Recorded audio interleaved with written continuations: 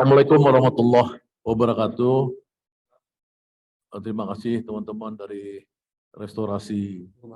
Rumah Restorasi Indonesia, pada moderator, Bung Sam dan teman-teman yang hadir di sini dan juga teman-teman yang mengikuti webinar pada malam hari ini.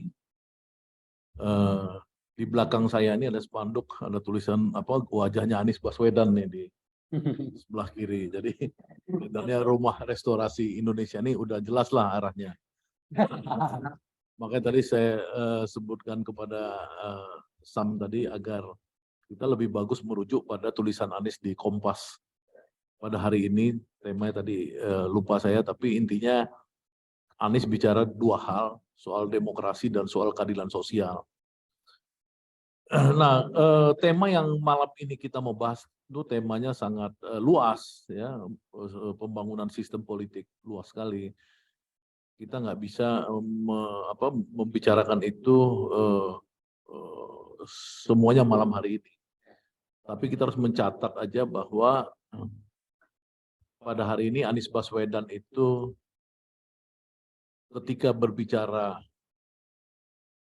ruang bagi semua rakyat, ya, jadi diilustrasikan dimulai dengan adanya pulau setitik kecil di pantai utara Jakarta di Kepulauan Seribu, dan itu tidak terurus sebelumnya, tidak ada listrik dan lain-lain, tapi kemudian Anies Baswedan mengatakan bahwa dia itu, pulau itu dan manusia-manusia di situ harus mempunyai kesempatan yang sama menikmati pembangunan di Indonesia ini.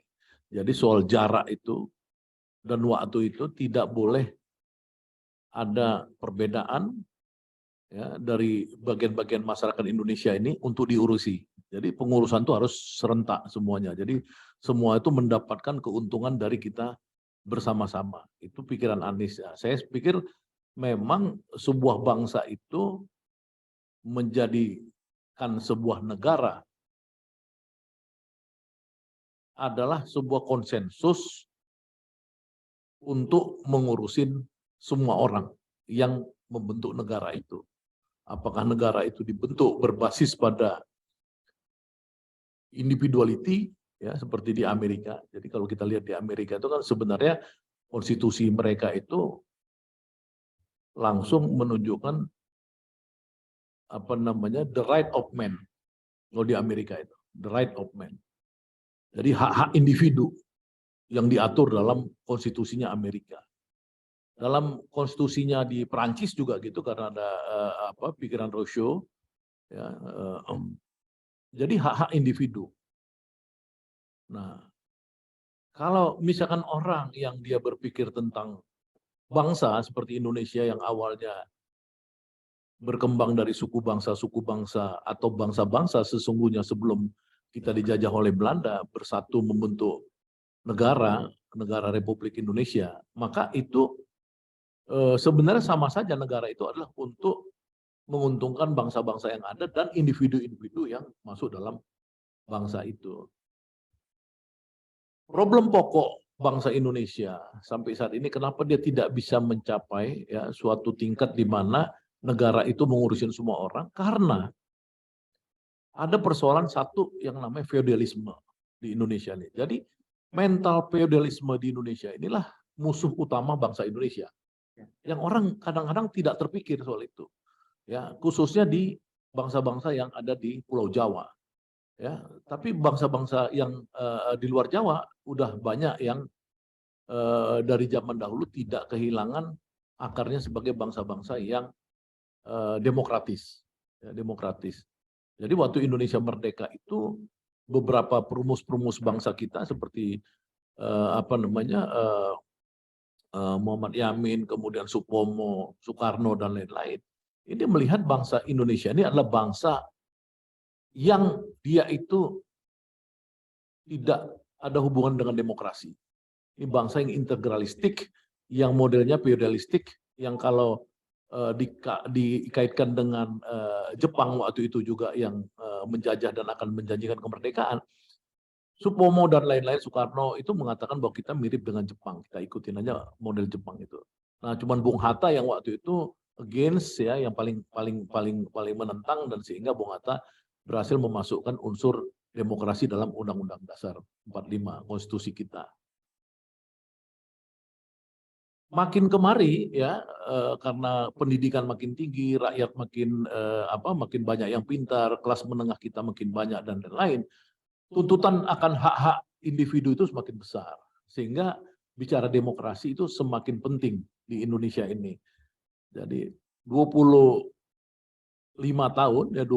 tahun reformasi di Indonesia ini ya, itu awalnya memang adalah untuk bagaimana feodalisme yang dikembangkan oleh Soeharto dan feodalisme yang dikembangkan oleh Bung Karno, ya, Orde Lama dan Orde Baru, itu bisa digantikan dengan demokrasi. Tentu demokrasi itu tidak harus kita mencontoh bulat-bulat dari Barat, kita harus menemukan sendiri. Tapi kita harus yakin bahwa ala feodalistik yang dulu berkembang di zaman Soeharto dan di zaman Soekarno itu harus hilang. Nah sekarang itu balik lagi di zaman Jokowi, kita lihat bahwa Jokowi ini kembali ke watak-watak feodalisme. Ya, misalkan bagaimana harus membuat anak-anaknya itu secepat mungkin menjadi penguasa baru menggantikan dia. Misalkan seperti itu. Kerabat-kerabatnya tanpa malu-malu dipertahankan, misalnya kayak ketua MK. Itu kalau dalam konteks demokrasi itu udah melanggar demokrasi. Itu harus ada code of conduct di mana kalau ketua MK itu adalah iparnya presiden, yang dia itu bukan dipilih langsung oleh rakyat, ya harusnya dia tahu diri bahwa dia itu harus tidak menjadi ketua Mahkamah Konstitusi. Misalnya seperti itu, tanda-tanda Jokowi ini kembali ke watak Indonesia yang lama itu yang harusnya kita tinggalkan, feodalisme itu. Ya, itu bukan hanya Jokowi, itu Jokowi cuma contoh sentral. Tapi kalau kita lihat partai-partai politik, hampir semua partai-partai itu baik SBY, Megawati, kemudian ya yang lain-lain. Kalau SBY Megawati itu mungkin menurunkan ke anak, tapi yang lain-lain itu menurunkan ke keluarga juga gitu loh. Keluarga, ponakan, apa segala gitu. Jadi bukan berbasis pada merit system, bukan berbasis pada kapasitas, bukan berbasis pada ideologi. Ya, sebenarnya kan orang sebenarnya harus dia berdasarkan ideologi. Nggak apa-apa jatuh ke anak, nggak apa-apa. Kalau memang secara ideologi dan kapasitas dia memang yang paling unggul. Bukan gara-gara anak, istri dan lain-lain itu orang berganti-ganti, baik di jabatan presiden, gubernur, bupati, wali kota di Indonesia ini begitu-begitu aja. Di daerah-daerah kita balik lagi, akhirnya kita tidak punya spirit lagi untuk demokrasi. Jadi tantangan demokrasi ke depan itu adalah bagaimana menghancurkan feodalisme ini. Ya, nah ini yang kita bicara pembangunan sistem politik itu adalah satu bagaimana kita berhasil menghancurkan feodalisme. Yang kedua, kita harus masuk kepada isu human right. Ya. Sekarang ini kita lihat bahwa kekejaman politik, kriminalisasi dan lain-lain itu menjadi fenomena yang dianggap biasa-biasa aja. Ya, misalkan harusnya penangkapan terhadap perbedaan-perbedaan aliran politik, kemudian kritik-kritik politik dan lain-lain itu nggak boleh berakhir pada penangkapan. Penangkapan itu hanya boleh terjadi kalau ada gerakan makar, ya kan, kalau ada gerakan kekerasan berbentuk teror dan lain-lain. Itu boleh penangkapan. Tapi kalau nggak harusnya bukan penangkapan, tapi adalah bagaimana membangun dialog. Ya, ini yang nggak terjadi selama rejim Jokowi ini. Ya, misalkan saya di penjara hanya karena mengkritik undang-undang Omnibus Law seperti itu kan sebenarnya nggak masuk akal. Ya kan, nggak ngerti saya kenapa saya di penjara sampai sekarang, saya kenapa orang kita nggak senang sama undang-undang Omnibus Law terus ditangkap gitu kan. Udah gila gitu loh menurut saya gitu. Nah gitu-gitu maksud saya, artinya di masa ke depan itu nggak boleh lagi terjadi, nggak boleh terjadi. Jadi kita mulai dari yang begitu-gitu, jadi human right, bagaimana penjara politik itu juga harus lebih baik dibanding zaman Soeharto. Zaman Soeharto itu penjara politik itu dia orang-orang yang ditahan itu dimanusiawikan. Ya sekarang enggak, saya Habib Rizik dan lain kemarin di penjara di bawah tanah kan, di Bareskrim itu kan. Jadi itu kan maksudnya tanda-tanda dia tidak mengerti tentang konsep human right dalam politik gitu. Nah, jadi demokrasi itu. Nah, ketiga ini yang menarik di Indonesia ini, yang harus dikikis itu adalah Islamofobia. Ya, di Indonesia ini orang kadang-kadang nggak percaya. Dia bilang, wah mana mungkin di Indonesia ini ada Islamofobia, orang dia mayoritas Islam kok. Enggak, justru di dalam mayoritas Islam inilah Islamofobia terbanyak di dunia secara proporsional di Indonesia ini. Ya, kita pakai apa namanya baju muslimah di pegawai negeri sipil dilarang, ini apa namanya pakai celana jingkrang apa, tapi kalau pakai rok mini nggak dilarang, misalnya kayak gitu ya kan. Ini kan nggak boleh dibawa ke dalam ranah negara, bahwa orang-orang yang punya keyakinan untuk menutupi aurat dan lain-lain itu misalkan itu dianggap sebagai ancaman buat NKRI. Nggak ada itu gitu loh. Bahwa fenomena-fenomena Islam itu menarik secara identitas ya. Misalkan orang pakai jilbab makan di restoran-restoran di mall-mall mewah di Indonesia. Yang sekarang ini fenomenanya luar biasa dan diselidiki oleh berbagai university internasional seperti Notre Dame University berkali-kali meneliti fenomena jilbab di Indonesia misalnya seperti itu. Itu kan sebenarnya ya itu yang terjadi sekarang. Itu bukan suatu bentuk pengingkaran terhadap NKRI. Orang bilang, "Oh, kita lawan yuk."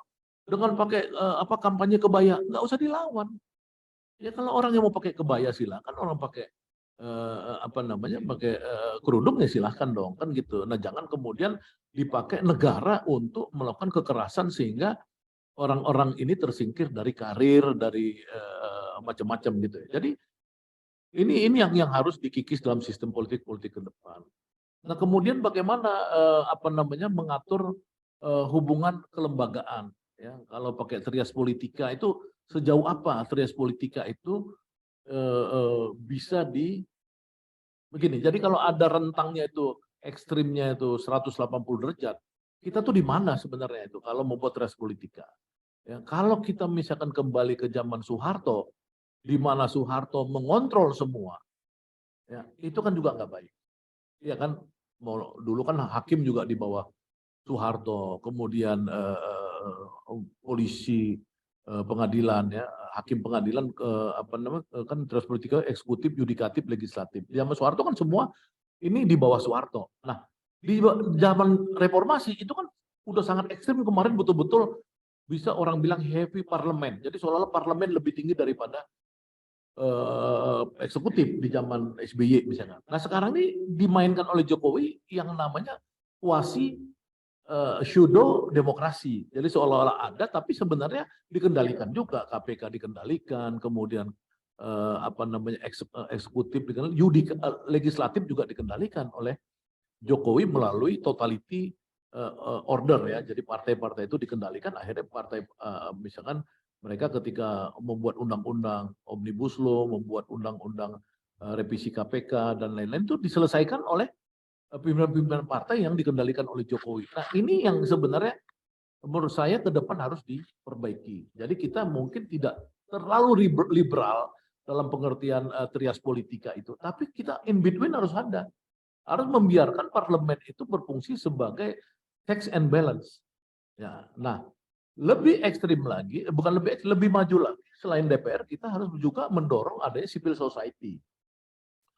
Jangan sampai misalkan profesor, doktor, orang-orang ilmuwan apa segala itu pada akhirnya mereka itu menjadi yes man juga, ya nggak punya kritik. Misalkan seperti omnibus law ini kan sebenarnya sebuah kejahatan negara sebenarnya. Karena apa? Karena udah jelas bahwa itu melanggar undang-undang dasar kok. Ya kan? Ya udah kalau udah melanggar undang-undang dasar ya batalkan aja dulu. Persoalan dia melanggar undang-undang dasar karena dia ada proses pembuatan undang-undangnya, bukan konten karena mereka bukan isinya, tapi itu juga udah pelanggaran. Nah, nggak usah ada terburu-buru. Ya, nah, misalkan undang-undang IKN dan tadinya KPK, itu kan sebenarnya peristiwa politik yang tidak dijanjikan kepada rakyat. Jadi kalau kita 2019 Jokowi tidak pernah menjanjikan pindah ibu kota, ya kan? Nah, itu kan nggak boleh gitu. Jadi dalam demokrasi ini kita harus pemimpin yang kita pilih itu pemimpin yang memang sesuai antara apa yang dia janjikan. Jadi kalau teman-teman misalkan melihat Anies Baswedan punya janji politik di DKI, dia merujuk pada itu. Dia nggak pernah keluar dari itu, tiba-tiba membuat sesuatu yang baru. Ini yang saya lihat pada Anies misalkan ya. Kalau kita lihat di Jokowi, itu jelas revisi Undang-Undang KPK itu tidak ada dalam kampanye Jokowi 2019. Undang-Undang IKN tidak ada dalam janji kampanyenya. Kemudian Omnibus Law ya itu juga nggak ada dalam kampanye nggak ada. Padahal undang-undang selevel yang 3 tadi itu harusnya adalah janji kampanye. Nah, yang paling penting terakhir nih ya supaya kita bisa dalam diskusi nanti, ini adalah soal yang pernah saya ungkap kemarin dalam tulisan saya terakhir itu soal Anies dan dana politik, ya kan? Dalam demokrasi itu untuk mencapai pemilihan yang demokrasi dalam mencari seorang pemimpin itu, negara ini harus berfungsi untuk mempermudah itu. Ya, misalkan gini,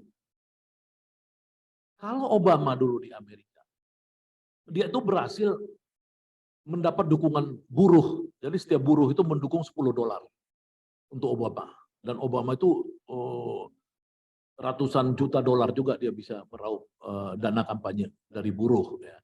Nah, kalau Anies misalkan kita bisa buat dana 100.000 rupiah per orang ya mendukung dia melalui sistem teknologi fintech sekarang, financial teknologi dan lain-lain, harusnya pemerintah itu membuat itu mudah. Ya, kan sekarang kan cara orang yang paling gampang untuk menggalang dana itu kan melalui aplikasi. Ya misalkan kayak kita bisa kan punya Singapura ya. Tapi kan itu harusnya KPU berpikir itu, bagaimana supaya dana Anies misalkan ya. Anies ini bukan maksudnya kita harus langsung dukung Anies, bilang Anies. Anies misalkan lawan Prabowo dan lawan Ganjar, nanti di sana ada Erick Thohir yang uangnya gila-gilaan, ya ada Sandiaga yang uangnya gila-gilaan, misalkan. Itu diatur supaya uang itu berimbang. Ya minimal itu bagaimana cara memperolehnya juga dipermudah.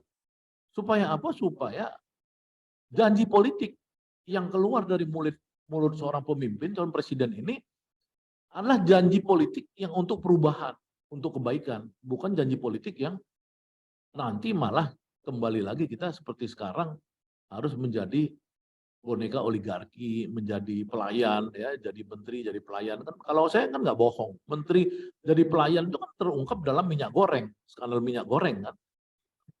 Kan jelas, untung menterinya nggak ditangkap, tapi dirjennya ditangkap. Ya kan nggak mungkin nggak ada itu maksudnya ongkos politik yang terjadi kan. Nah, semua ongkos politik ini kan harus pulang. Ya kan kalau dia tidak diperoleh melalui cara-cara yang dipermudah, yang membuat orang imbang. Nah, di Amerika itu negara menyediakan sampai 100 juta, 103 juta dolar buat capres yang mau mengambil. Nah, tapi di luar itu juga capres-capres itu punya kemampuan untuk melakukan penggalangan dana. Ya, misalkan Joe Biden kemarin tuh menggalang dana sampai 1 miliar dolar, Joe Biden.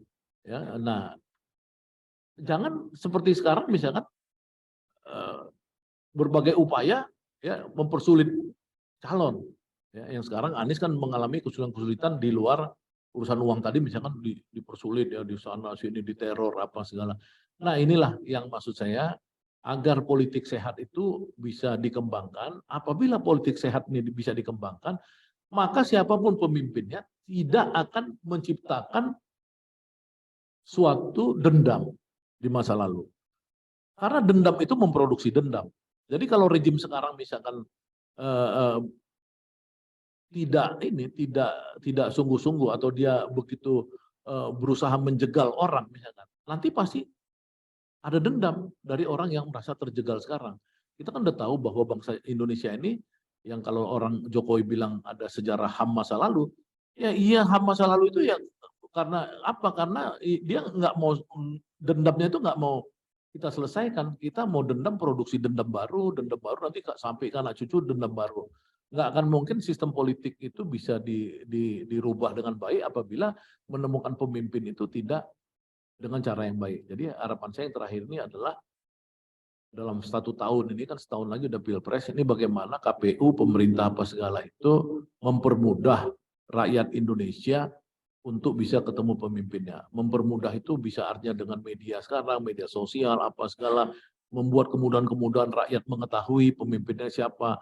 Kalau ada misalkan calon presiden, misalkan dia pernah korupsi iktp, ya itu harus ada apa namanya mekanisme membukanya, misalnya seperti itu. Kalau ada yang betul, kalau Anies misalkan formula ada ya dibuka aja, tapi kalau nggak ada jangan diada-adakan, misalnya seperti itu.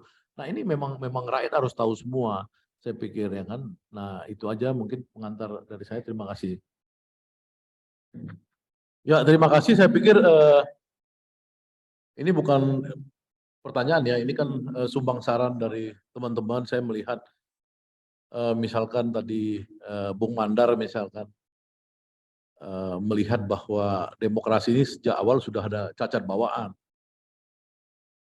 Nah kita memang hidup ini kan dalam pilihan yang tidak, kontrasnya itu antara baik dan buruk.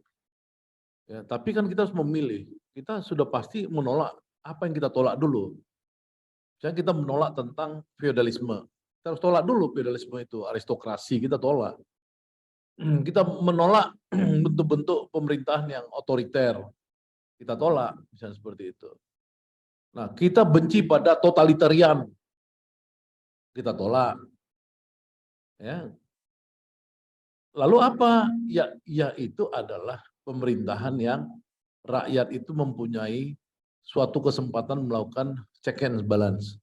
Ya kan? Sistem perimbangan di mana rakyat itu punya peluang untuk mengontrol jalannya kekuasaan itu. Karena faktanya zaman Soekarno, zaman Soeharto itu rakyat hampir bisa dipastikan tidak berdaya dalam mengontrol jalannya pemerintahan. Tentu soal hal-hal demokrasi ini sudah dibicarakan di era-era Plato, Socrates, dan Aristoteles, misalkan seperti itu. Ada yang percaya, ada yang nggak percaya. Plato termasuk yang nggak percaya pada demokrasi. Nah, maksud saya, kita kan sekarang ini merespon yang paling jelas ini adalah merespon yang sekarang di era Jokowi ini ketika demokrasi itu diberangus. Sebenarnya indeks demokrasi itu harusnya lebih buruk daripada yang digambarkan sebagai hybrid sekarang ini. Sebenarnya menurut saya ini sudah totalitarian. Ya, bayangkan aja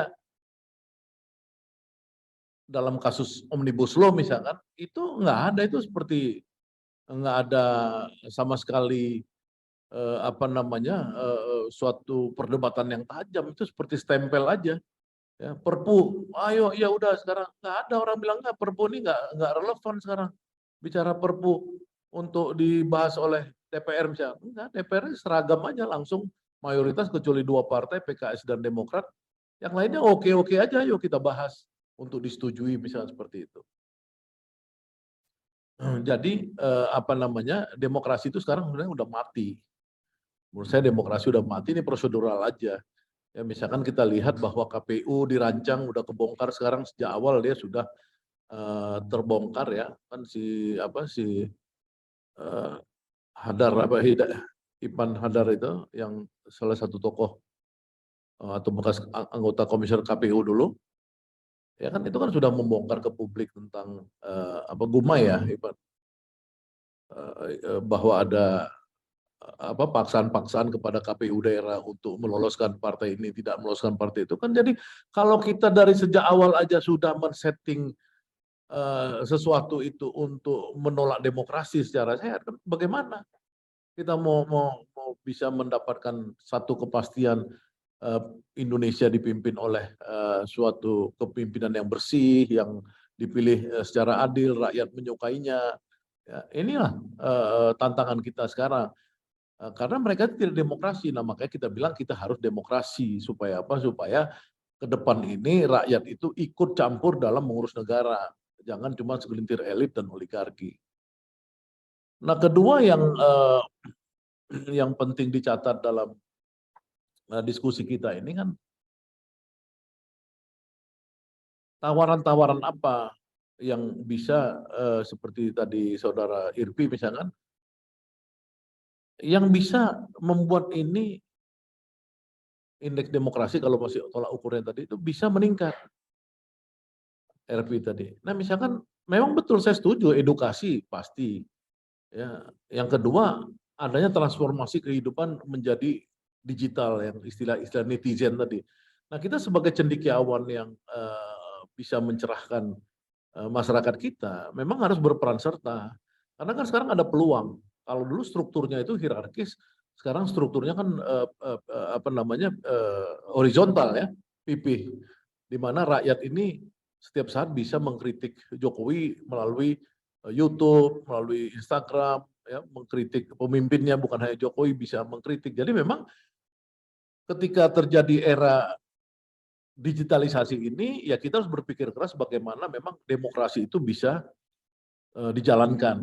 Ya, ini memang tantangan besar, satu peluang luar biasa, tapi juga bisa nanti kalau ada operasi, ya operasi seperti kalau orang bilang itu Russian Operation Room, itu jadi kehebatan Rusia ini sampai untuk memenangkan Donald Trump aja dulu dalam pilpres di Amerika itu bisa menghipnotis dengan kekuatan proxy war netizen itu dihipnotis sama kemampuan apa namanya perang digital yang dilakukan oleh Rusia, ya, sehingga bisa memenangkan Trump.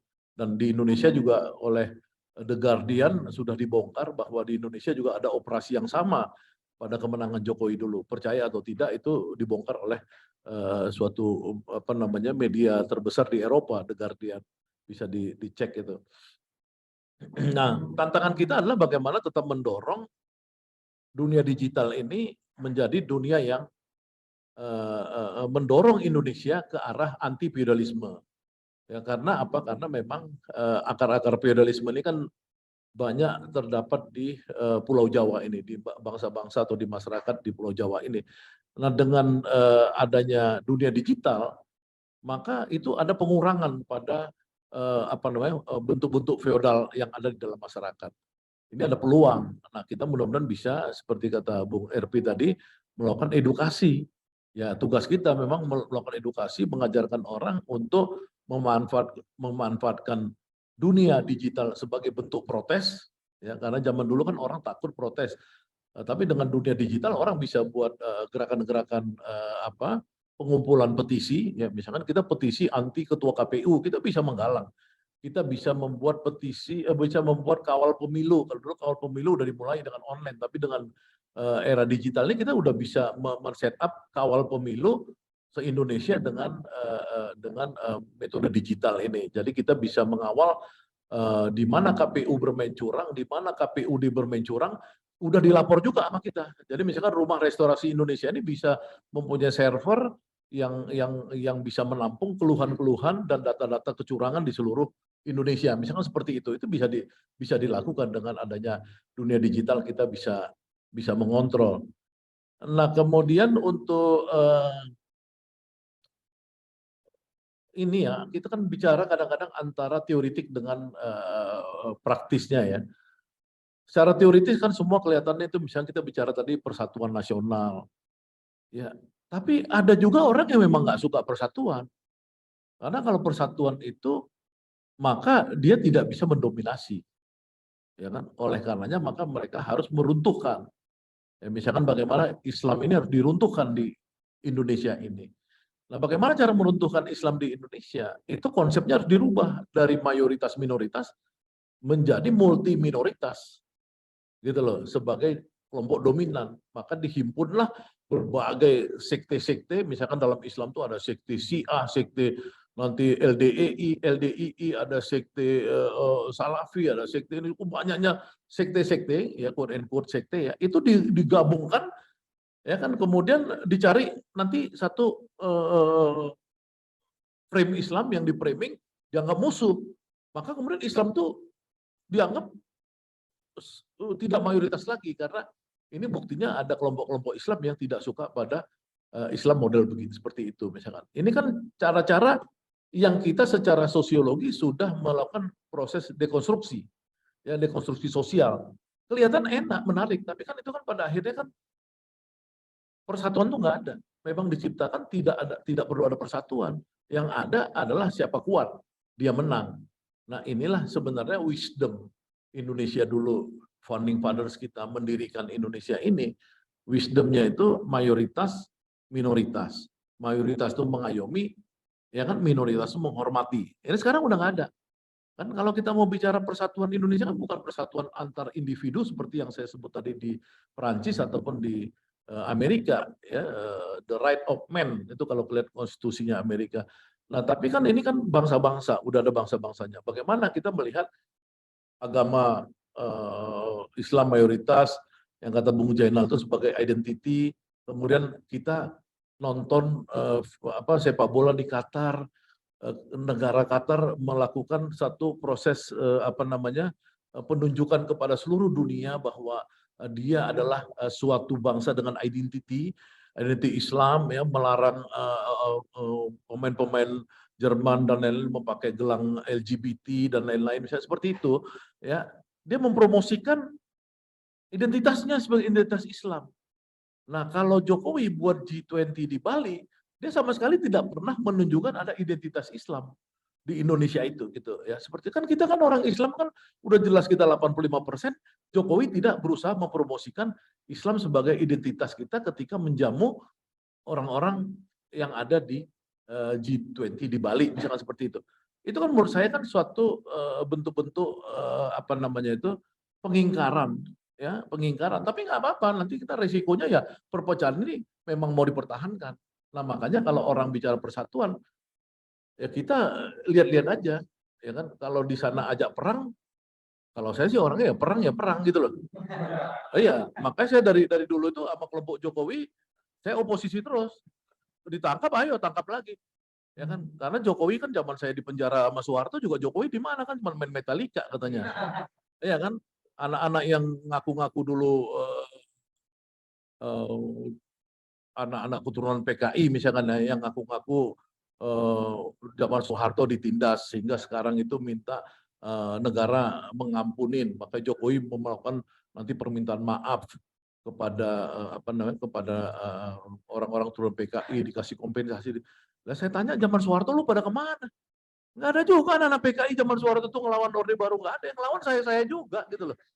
Sekarang malah minta kompensasi. Harusnya saya dong yang minta kompensasi. Ya kan di zaman Soeharto itu. Misalkan ya kan seperti itu. Jadi sebenarnya ini bentuk-bentuk yang menurut saya ini kita jangan ditipu dengan jargon. Jadi kalau situ jual kita beli. Prinsipnya mesti gitu loh. Lu jual kita beli. Ya, tapi kalau kita memang mau damai, kita membangun Indonesia yang damai, ya kan istilahnya place for the better world, ya, world for the better place gitu. Jadi artinya dunia yang untuk semua orang bisa lebih baik hidupnya. Semua orang kan pengen di Indonesia ini pengen sejahtera, pengen senang, pengen itu. Ya oke, welcome. Kita kan bukan orang-orang yang sejarahnya baru lahir sekarang. Kita kan sudah bangsa ini sudah 70-an tahun, kita udah tahu bagaimana cara berdamai dengan situasi win-win.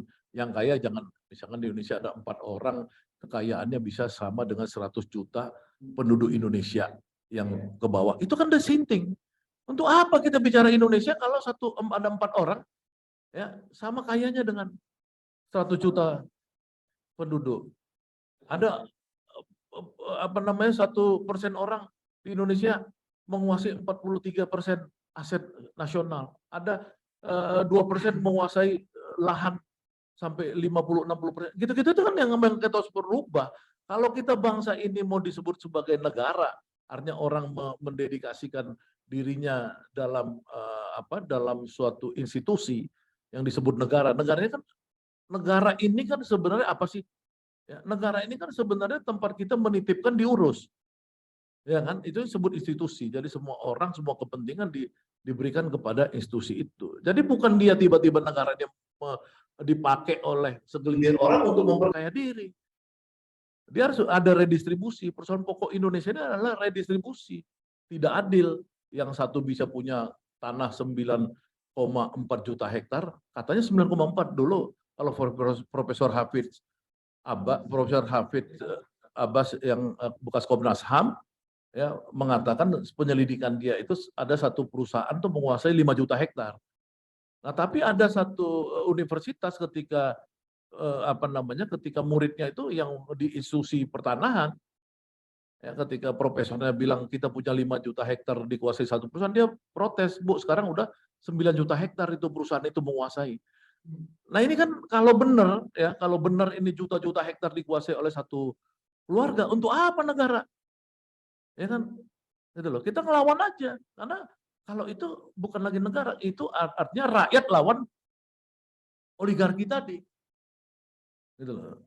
Makanya saya waktu ketemu Anies minggu lalu di sebuah perkawinan, saya bilang, ini gelombangnya besar nih. Ini gelombangnya bisa besar. Ini bukan gelombang lagi kita mau pemilu. Kalau pemilu-pemilu ini jangan-jangan rakyat ini nanti jadi apa? Tersalurkan hasratnya. Maksudnya terbelokkan, kanalisasi. Ya kan? Jangan-jangan rakyat ini bukan lagi mau pemilu. Rakyat ini mau revolusi, kan kita nggak tahu. Ya kan? Jadi gelombang ini kalau menurut saya yang ke depan ini bisa lebih besar daripada 98. Ya, kita kan semua pelaku 98 ya, banyak di sini pelaku 98. Saya merasakan sekarang ini bisa lebih besar. Ya, lihat aja kalau teman-teman pergi ke Tanah Abang sekarang, Tamrin City, pasar-pasar. Siapa sih yang belanja? Nggak ada lagi. Daya beli kita udah nggak ada, udah mampus. Cuma pemerintah nggak pernah mau ngakuin. Dia memproduksi data-data BPS terus. Ya kan? Itu kalau bahasa statistiknya itu how to lie with statistik. Ya kan? Itu ada bukunya segini tuh. How to lie with statistik. Jadi bagaimana mengatur data-data supaya ini. Tapi kan orang nggak tenang di lapangan. Sekarang kalau kita jalan di sebuah gang aja, pasti makin hari itu yang jualan toprak, jualan cireng, jualan ini, itu paling banyak. Ya, makin banyak. Kemarin saya naik ojek dari stasiun kereta Tebet ke mana, ke McDonald Plaza Festival. Itu tukang ojeknya bingung karena dia harus menyalip satu motor yang ada di belakangnya itu tempat main genjot-genjotan anak kecil. Odong-odong. Itu orang yang ojek bilang, Pak, ini aneh Pak, sekarang Pak, orang cari makan makin kreatif. Ya kasihan lah, kamu nggak usah ngeluh terus. Enggak Pak, saya mau ini. Orang sekarang sambil kreatif, saking kreatifnya karena kemiskinan.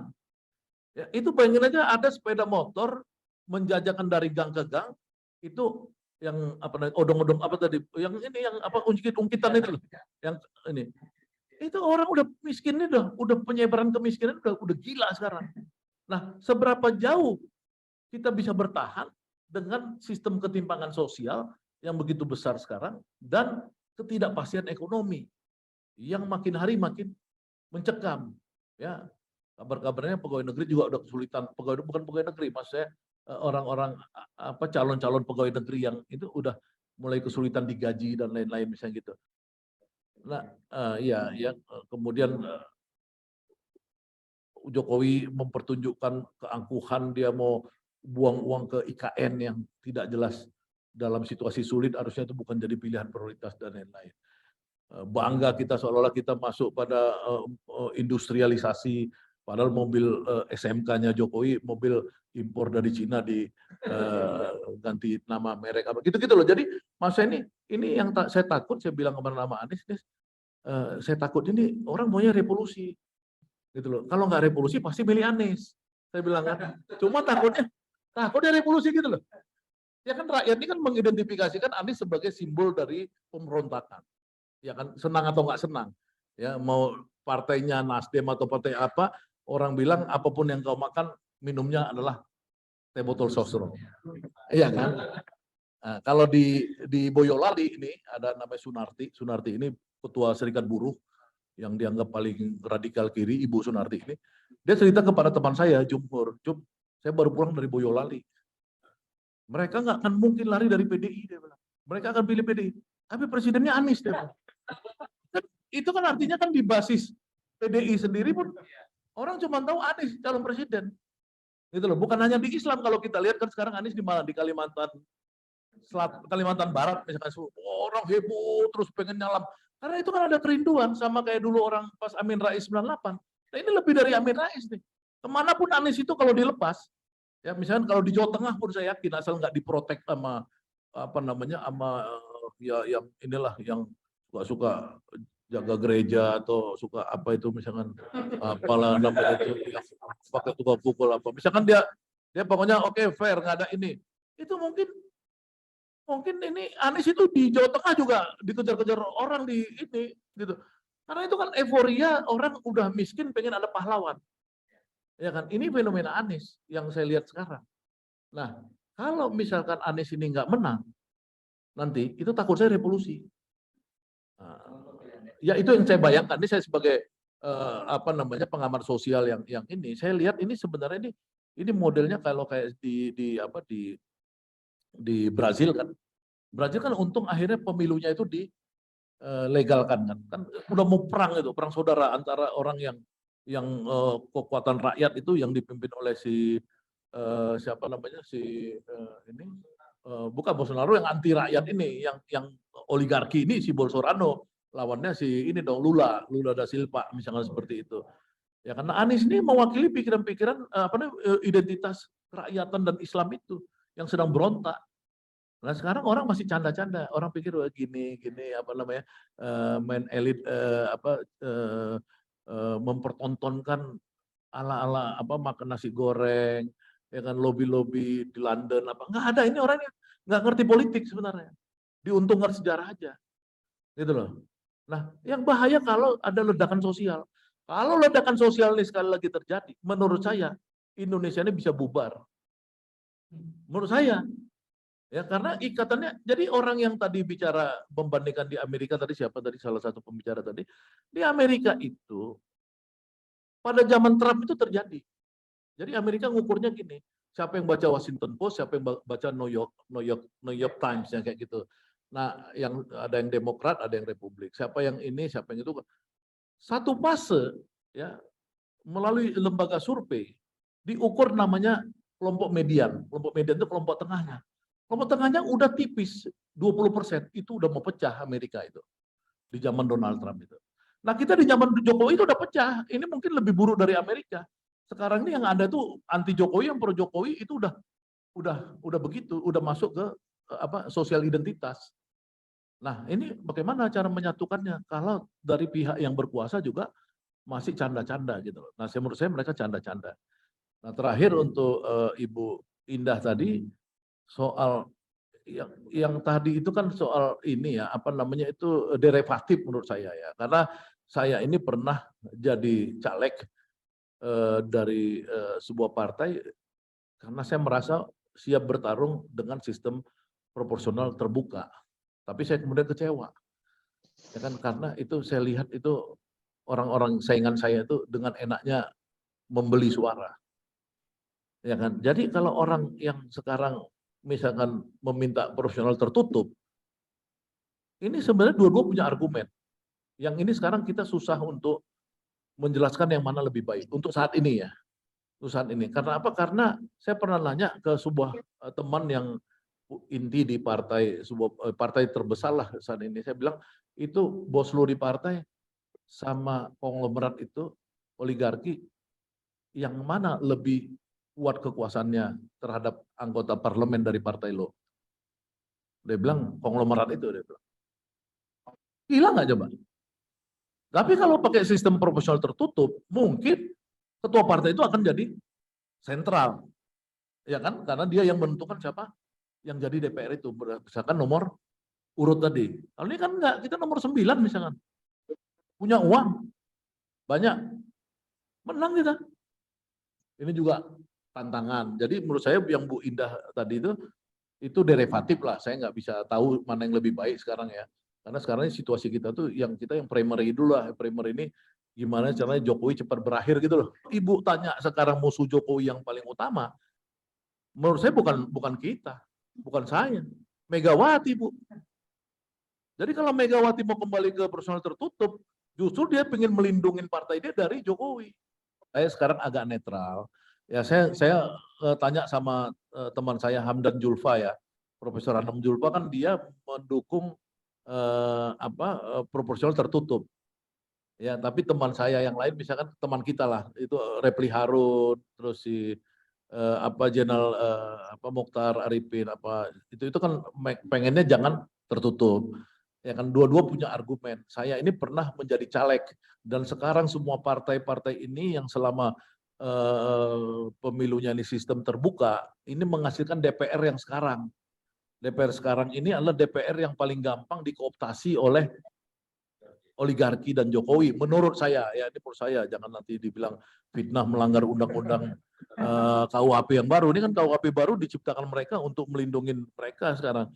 Nah, itu persepsi saya. Jadi maksud saya itu oke, kita berbeda pendapat, nggak ada masalah dalam hal ini ya Bu Indah Fitri ya. Nah, tapi yang urusan penundaan pemilu, ya tentu kita nggak ada penundaan pemilu. Jokowi mah 1 menit aja lebih lama dari yang ada sekarang, udah musibah buat rakyat Indonesia. Ya kan, jadi nggak mungkin kita setuju dengan itu. Biar aja Bahlil dan kawan-kawan yang mau nunda pemilu menurut saya. Itu aja mungkin sumbangan pemikiran dari saya.